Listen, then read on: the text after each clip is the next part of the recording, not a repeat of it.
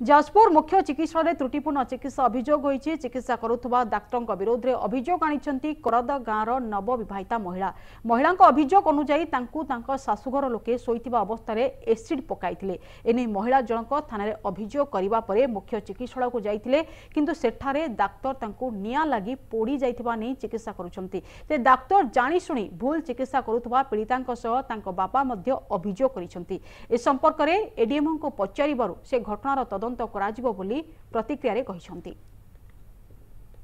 नदी सेठी फासर षठीपुर कदा छक मत निद लगी जाइए शोई पड़ी से मो शाशु आसी एसिड ढाल देछि। जो एरिया तंगर आसिकी माल फाल खाई शोईगले आ झीरिया शोइले जी छाई निद्रा लगी झीरिया को शाशु तार पेलिकी जाई ग्रिली से जाई पकईदे एसिड पकईदे जमी पोड़ा पोड़ी कर झाउली खाई जुई तार उठी लिभाली भी कर। आम गोटे दृष्टि आसी परिवार गोटे ग्रुप कहते एसिड पकई गोटे ग्रुप कहते मशा धूप निआं लगी पोड़ी जाइए।